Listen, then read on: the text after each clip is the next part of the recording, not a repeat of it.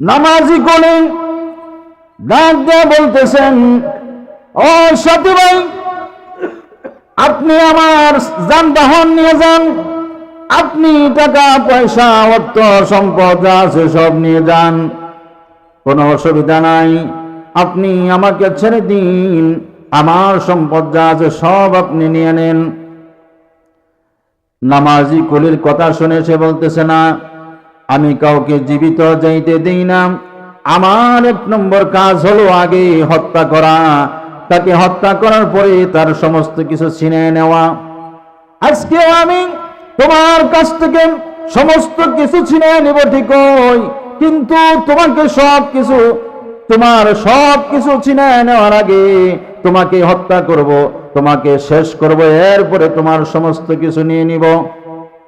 এইবার নামাজি কুলি বলতেছে, ঠিক আছে, আপনি যেহেতু আমাকে হত্যাই করবেন, তাহলে আমাকে একটু সময় দেন, অল্প একটু সময় দেন, আমি মাত্র 2 রাকাত নামাজ পড়ি। ওই ডাকাত বলতেছে, ঠিক আছে, তাড়াতাড়ি পড়ো। তোমার মতো অনেক লোক এখানে এসে যখন বিপদে পড়েছে, নামাজ পড়তে চেয়েছে, কিন্তু নামাজে তার কোনো উপকার করে নাই। সুতরাং নামাজ পড়ো, নিষেধ নাই, তাড়াতাড়ি নামাজ পড়ে লও, কিন্তু জেনে রাখো এই নামাজ কিন্তু তোমাকে বাঁচাইতে পারবে না। নামাজ তোমাকে আমার হাত থেকে বাঁচাইতে পারবে না, কারণ অনেকেই নামাজ পড়ছে। সম্মানিত হাজিরিন, কুলি নামাজ দাঁড়ায় গেল, চিন্তা করা হলো যত তাড়াতাড়ি সম্ভব নামাজ শেষ করবে, কারণ নামাজ যদি বিলম্ব হয়ে যায় ওই ব্যক্তি মনে করবে তার হাত থেকে বাঁচার জন্য সেই লম্বা লম্বা কেরাত পড়তেছি, শর্টকাট কেরাত পড়ে নামাজ শেষ করার জন্য জলদি করে যখন নামাজে দাঁড়ায় গেল, নামাজে দাঁড়াইয়া সর্বপ্রথম সে সূরা ফাতিহা বলল, আলহামদুলিল্লাহি রাব্বিল আলামিন আর রহমানির রহিম مالك يوم الدين إياك نعبد وإياك نستعين اهدنا الصراط المستقيم صراط الذين أنعمت عليهم غير المغضوب عليهم ولا الضالين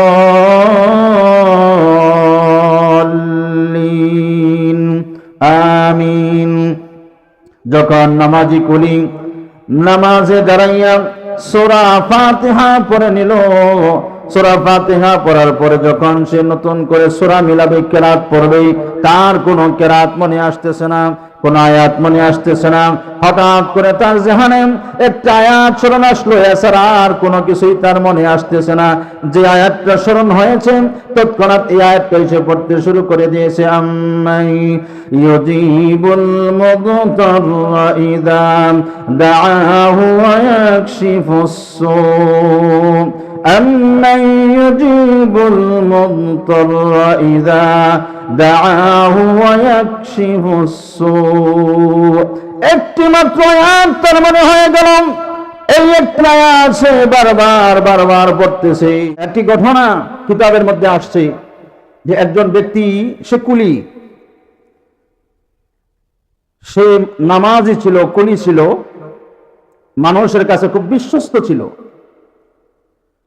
তো এই নামাজি কুলি ব্যক্তি তার এলাকা থেকে বিভিন্ন মানুষের কাছ থেকে এরকম টাকা পয়সা নিয়ে দূরে যাইতো, অন্য দেশে যাইতো, ওই দেশ থেকে সে এরকম ভাবে পণ্য কিনে আইনা যার মালিকের কাছে পৌঁছায় দিত, জিনিসপত্র কিনে আইনা, মাল কিনে আইনা পৌঁছায় দিত, এবং সকলে তাকে বিশ্বাস করত।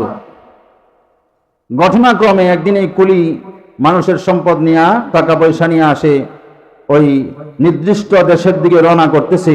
এমন সময় অপরিচিত একজন ব্যক্তি আয়েশা বলতেছে যে, ভাই আপনি কোথায় যাবেন, আপনি কোথায় যাবেন? কুলি বলতেছে, আমি অমুক দেশে যাব। ওই ব্যক্তি তখন বলতেছে, ভাই আমিও তো সেখানে যাব, আমার কোনো যাতায়াতের ব্যবস্থা নাই, আপনিও যেখানে যাবেন আমিও যেহেতু সেখানে যাব, আপনি আমাকে নিয়ে চলেন, আপনাকে আমি কিছু হাদিয়া দিয়ে দিব, দুইজন গল্প স্বল্প করে চলে যাব। কুলি ব্যক্তি ভাবলো এটা তো আরো ভালো হইলো, দুইজনে গল্প স্বল্প করে চলে যাব, ঠিক আছে ওঠেন। কিছু দূর যাওয়ার পরে এরকম ভাবে দুইটা রাস্তা বের হইল। কুলি যাইতে চাইল একদিক দিয়া, সাথী বলতেছে তুমি যে এই দিক দিয়া তুমি কোন দিক দিয়া যাও? বলে আমি তো সবসময় এই রাস্তা দিয়া যাই। তখন ওই অপরিচিত ব্যক্তি বলতেছে যে এই রাস্তা দিয়া যাওয়ার চাইতে তুমি যদি অমুক রাস্তা দিয়া যাও তাহলে এই রাস্তা সহজ হবে এবং এই রাস্তায় প্রচুর ঘাস আছে, তোমার বাহনে খাইতে পারবে, অনেক সুবিধা হবে। আমি বারবার এই রাস্তা দিয়া যাই, রাস্তা আমার পরিচিত আছে। নামাজি কুলি, নামাজি মানুষ সাধারণত সরল সোজা হয়, দিনদার যারা দিনদার মানুষ তারা সরল সোজা হয়। অল্প কথায় সে বুঝে নিল ঠিক আছে এদিক দিয়ে যেহেতু ভালো হবে আর আপনি রাস্তা চিনেন তাহলে যান। ওই সাথীর কথা অনুযায়ী নামাজি কুলি তার সোয়ারি এদিক দিয়েই চালাইলো। কিছুক্ষণ যাওয়ার পরে এই রাস্তাটা যায়া একটা ভয়ঙ্কর জঙ্গলের মধ্যে যায় শেষ হয়ে গেল। এই ভয়ঙ্কর জঙ্গলে যখন গেল আর কোনো রাস্তা নাই, যায় দেখে এখানে লাশ আর লাশ পড়ে রয়েছে, কঙ্কাল পড়ে রয়েছে, মাথা পড়ে রয়েছে। নামাজি কুলি বলতেছে ব্যাপারটা কি, রাস্তা এখানেই শেষ, এখন সামনে আগাবো কেমনে? ওই ব্যক্তি লাফ মেরা বাহন থেকে নেমে অস্ত্র বের করে বলতেছে এখানেই শেষ আর এইখানেই তোমার জীবনের শেষ হবে, কারণ আমি দীর্ঘদিন ধরে আমি এই কাজ করতেছি, মানুষদেরকে নিয়ে আসি আর এই জঙ্গলে আইনা তাদেরকে হত্যা করে তার মাল সামানা যা আছে সব নিয়ে যাই। নামাজি কোলে ডাক দিয়ে বলতেছেন ও সাথী ভাই, আপনি আমার যানবাহন নিয়ে যান, আপনি টাকা পয়সা অর্থ সম্পদ যা আছে সব নিয়ে যান, কোনো অসুবিধা নাই, আপনি আমাকে ছেড়ে দিন, আমার সম্পদ যা আছে সব আপনি নিয়ে নেন। নামাজি কুলির কথা শুনে সে বলতেছে না, আমি কাউকে জীবিত যাইতে দেই না, আমার এক নম্বর কাজ হলো আগে হত্যা করা, তাকে হত্যা করার পরে তার সমস্ত কিছু ছিনিয়ে নেওয়া। আজকে আমি তোমার কাছ থেকে সমস্ত কিছু ছিনিয়ে নেব ঠিকই, কিন্তু তোমাকে তোমার সব কিছু ছিনিয়ে নেওয়ার আগে তোমাকে হত্যা করব, তোমাকে শেষ করব, এরপরে তোমার সমস্ত কিছু নিয়ে নিব। এইবার নামাজি কুলি বলতেছে ঠিক আছে, আপনি যেহেতু আমাকে হত্যাই করবেন তাহলে আমাকে একটু সময় দেন, অল্প একটু সময় দেন, আমি মাত্র 2 রাকাত নামাজ পড়ি। ওই ডাকাত বলতেছে ঠিক আছে তাড়াতাড়ি পড়ো, তোমার মতো অনেক লোক এখানে এসে যখন বিপদে পড়েছে নামাজ পড়তে চেয়েছে কিন্তু নামাজে তার কোনো উপকার করে নাই, সুতরাং নামাজ পড়ো নিষেধ নাই, তাড়াতাড়ি নামাজ পড়ে লও, কিন্তু জেনে রাখো এই নামাজ কিন্তু তোমাকে বাঁচাইতে পারবে না, নামাজ তোমাকে আমার হাত থেকে বাঁচাইতে পারবে না, কারণ অনেকেই নামাজ পড়ছে। সম্মানিত হাজিরিন, কুলি নামাজ দাঁড়ায় গেল, চিন্তা করা হলো যত তাড়াতাড়ি সম্ভব নামাজ শেষ করবে, কারণ নামাজ যদি বিলম্ব হয়ে যায় ওই ব্যক্তি মনে করবে তার হাত থেকে বাঁচার জন্য সেই লম্বা লম্বা কেরাত পড়তেছি, শর্টকাট কেরাত পড়ে নামাজ শেষ করার জন্য জলদি করে যখন নামাজে দাঁড়ায় গেল, নামাজে দাঁড়াইয়া সর্বপ্রথম সে সূরা ফাতিহা বলল আলহামদুলিল্লাহি রাব্বিল আলামিন আর রহমানির রহিম مالك يوم الدين إياك نعبد وإياك نستعين اهدنا الصراط المستقيم صراط الذين أنعمت عليهم غير المغضوب عليهم ولا الضالين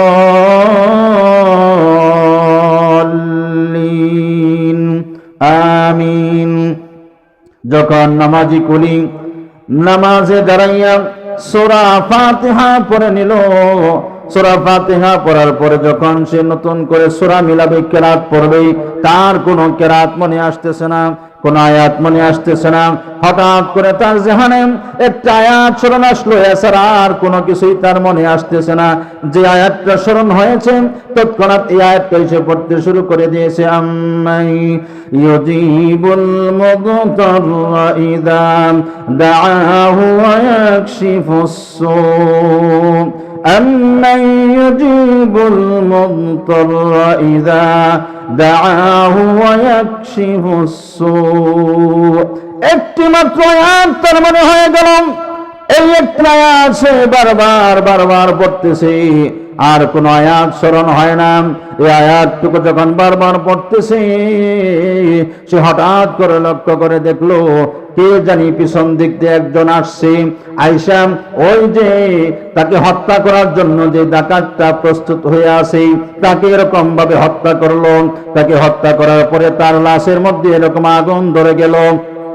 ওই ব্যক্তির দৃশ্য দেখার পরে তৎক্ষণাৎ সিজদায় পড়ে গেলাম, রব্বুল আলামিনের শুকরিয়া আদায় করলাম। আল্লাহ রব্বুল আলামিনের শুকরিয়া আদায় করার পরে নামাজ শেষ করে দাঁড়ায় গেছে। নামাজ শেষ করে দাঁড়ায়া ওই ব্যক্তিকে বলতেছে, কে ভাই আপনি? আপনার কি পরিচয়? আপনি গভীর জঙ্গলের মধ্যে কেমনে আসলেন? কিভাবে আসলেন? আপনার পরিচয়টা একটু বলে যান। তখন ওই ব্যক্তি বলতেছেন, তুমি যে নামাজের মধ্যে দাঁড়াইয়া আম্মান ইউজিবুল মুদতাররা ইযা দাআহু ওয়া ইয়াকশিফুস সু, এই যে বারবার আয়াতটুকু পড়তেছিলে, আমি হলাম এই আয়াতের গোলাম, আমি হলাম এই আয়াতের গোলাম।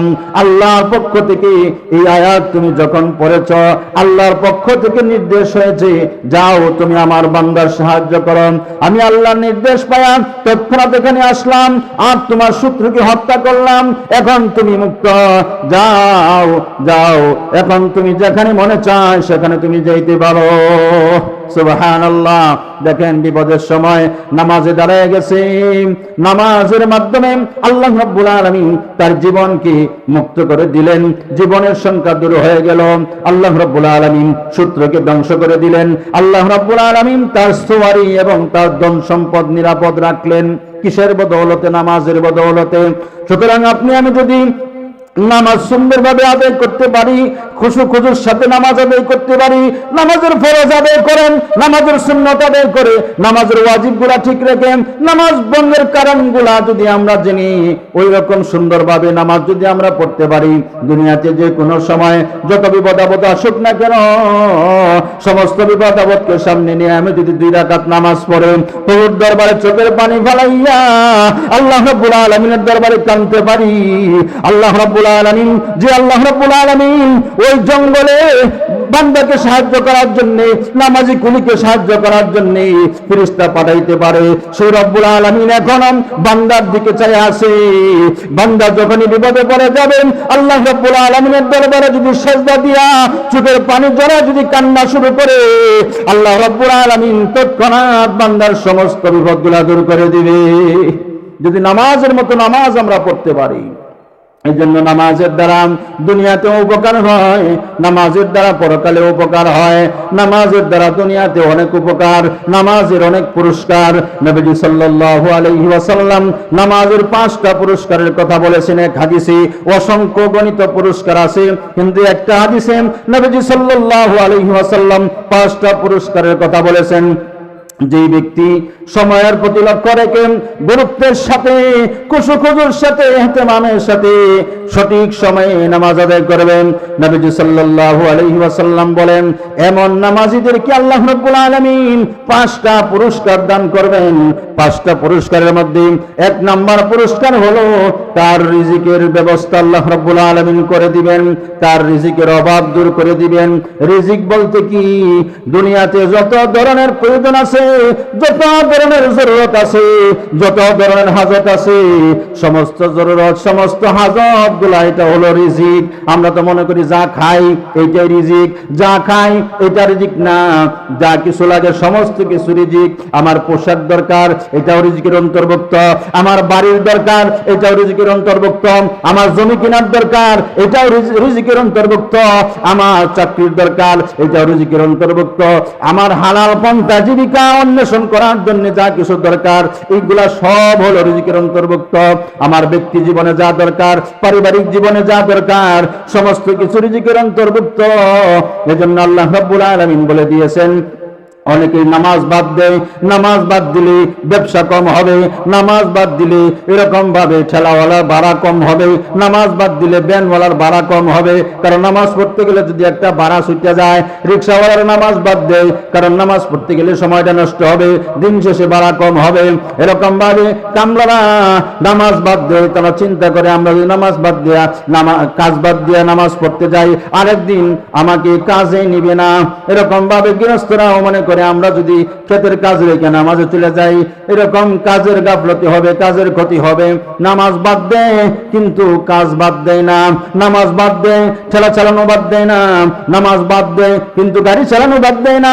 এই জন্য আল্লাহ রাব্বুল আলামিন বলে দিয়েছেন নবীজির মাধ্যমে, নামাজীদের 1 নম্বর পুরস্কার, তোমরা যে আশঙ্কা করো রিজিকের অভাব হবে, নামাজ পড়তে গেলে আমার অনেক ক্ষতি হবে, না না, নামাজ পড়তে গেলে তোমার ক্ষতি হবে না। তুমি বাহ্যিক দৃষ্টিতে দেখতেছো নামাজ পড়লে তোমার ক্ষতি, বরং আসলে আসলে আমি আল্লাহ রাব্বুল আলামিন এই নামাজের মাধ্যমে রেখে দিয়েছি বরকত, নামাজের মাধ্যমে দূর হবে তোমার সকল অভাব অনটন। এজন্য নামাজীদের 1 নম্বর পুরস্কার হলো যারা নামাজ পড়বে আল্লাহ রাব্বুল আলামিন তাদের সমস্ত রিজিকের অভাবগুলা দূর করে দিবেন, রিজিকের অভাব দূর করে দিবেন। আমরা রিজিকের জন্যই পেরেশানি করি, কি খাবো, কি পরবো, কেমনে কি করি, পেরেশানি, এই পেরেশানি থাকবে না। রিজিকের অভাব আল্লাহ দূর করে দিবেন যদি আপনি আমি নামাজের মতো নামাজ পড়তে পারি। 2 নম্বর পুরস্কার হলো যারা নামাজি হবে তাদের 2 নম্বর পুরস্কার আল্লাহ রাব্বুল আলামিন মুহাম্মদুর রাসূলুল্লাহ সাল্লাল্লাহু আলাইহি ওয়াসাল্লামের মাধ্যমে জানায় দিয়েছেন, যারা নামাজি হবে নামাজিদের 2 নম্বর পুরস্কার হলো আল্লাহ রাব্বুল আলামিন এরকম ভাবে তাদের কবরের আযাব বন্ধ করে দিবেন। 2 নম্বর পুরস্কার হলো কবরের আযাব আল্লাহ রাব্বুল আলামিন বন্ধ করে দিবেন। কবরের আযাব বন্ধ করার মতন ক্ষমতা পৃথিবীর কারো নাই। সে যদি প্রধানমন্ত্রী হয়, রাষ্ট্রপতি হয়, তার বাবা যদি মারা যায় আর সে যদি ক্ষমতা দেখাইয়া কাছে যায় বলে আমার বাবা, আমি রাষ্ট্রপতির বাবা, আমি মন্ত্রীর বাবা কবরে, সুতরাং ফেরেশতারা আযাব দিও না, কোনো কাজ হবে না। কিন্তু যদি সে নামাজি হয়, তার বাবা যদি নামাজি হয়, যে ব্যক্তি কবরে আছে সে যদি নামাজি হয়, তাহলে তার নামাজের বদৌলতে আল্লাহ রাব্বুল আলামিন এরকম ভাবে তার কবরের আযাব বন্ধ করে দিবেন। এটা হলো 2 নম্বর পুরস্কার হলো আল্লাহ রাব্বুল আলামিন এরকম ভাবে ফুলসেরাতের ফুল বিদ্যুতের আকারে পার করে দিবেন। যেই ফুলটা 30,000 বছরের রাস্তা, যেই ফুলটা পার হইতে গেলে 30,000 বছর লাগবে, এরকম ভাবে সেই 30,000 বছর রাস্তার পুলটাকে, ব্রিজটাকে আল্লাহ রাব্বুল আলামিন বিদ্যুতের আকারে পার করে দিবেন। মুহূর্তের মধ্যে চলে যাবে, 1 মুহূর্তে চলে যাবে। এটা হলো নামাজের 3 নম্বর পুরস্কার। নামাজের 4 নম্বর পুরস্কার হলো যারা নামাজি হবে আল্লাহ রাব্বুল আলামিন তাদেরকে ডান হাতে আমলনামা দান করবেন। কিয়ামতের ময়দানে ডান হাতে যারা আমলনামা পাবেন তাদের আনন্দের কোনো শেষ হবে না। ডান হাতে আমলনামা দিবেন আল্লাহ রাব্বুল আলামিন নামাজীদেরকে। 5 নম্বর পুরস্কার হলো আল্লাহ রাব্বুল আলামিন দুনিয়ার জীবনের কোনো গুনার হিসাব নেবেন না। আল্লাহ যে নিয়ামত দিবেন, নিয়ামতের কোনো হিসাব নেবেন না। আল্লাহ রাব্বুল আলামিন বিনা হিসাবে তাকে জান্নাত দান করবেন। এই হলো নামাজের নবীজির হাদিসে 5টা পুরস্কার। 1 নাম্বার এটা দুনিয়াতে পাওয়া যাবে, সেটা হলো রিজিকের কোনো অভাব থাকবে না, আল্লাহ রাব্বুল আলামিন রিজিকের অভাব দূর করে দিবেন। 2 নাম্বার কবরে আযাব আল্লাহ রাব্বুল আলামিন মাফ করে দিবেন। 3 নাম্বার ফুলসেরাতের ফুল বিদ্যুতের মতো আল্লাহ রাব্বুল আলামিন পার করে দিবেন। 4 নাম্বার আল্লাহ ডান হাতে নামাজিকে আমলনামা দিবেন। 5 নাম্বার আল্লাহ তাকে বিনা হিসাবে জান্নাত দান করবেন। সুবহানাল্লাহ। এই যে 5টা পুরস্কার, এটা কোনোদিন টাকা দিয়া, শক্তি দিয়া, ক্ষমতা দিয়া, ঘুষ দিয়া পাওয়া সম্ভব না। একমাত্র নামাজের মতো নামাজ পড়েই একজন ব্যক্তি এই 5টা পুরস্কার লাভ করতে পারে। সুতরাং আজকের আলোচনা এই পর্যন্তই। আমরা জানলাম নামাজের দ্বারা দুনিয়া আখিরাতের সমস্ত সমস্যার সমাধান করা যায়, নামাজের দ্বারা 5টা পুরস্কার পাওয়া যায়। এছাড়াও আরো পুরস্কার আছে, আপনারা গত সপ্তাহে শুনছেন। আগামী সপ্তাহে নামাজ না পড়ার শাস্তি সম্পর্কে ইনশাআল্লাহ আলোচনা হবে। এরপরে নামাজ আমরা কেমনে পড়বো ধারাবাহিকভাবে ইনশাআল্লাহ আলোচনা করার চেষ্টা করব। আল্লাহ রাব্বুল আলামিন আমাদের সকলকেই আমলের নিয়তে ধৈর্যের সাথে কথাগুলা বলার তৌফিক দান করুন, শোনার তৌফিক দান করুন। আমিন। ওয়া আখিরু দাওয়ানা আনিল হামদুলিল্লাহি রাব্বিল আলামিন। আসসালামু আলাইকুম ওয়া রাহমাতুল্লাহি ওয়া বারাকাতুহু।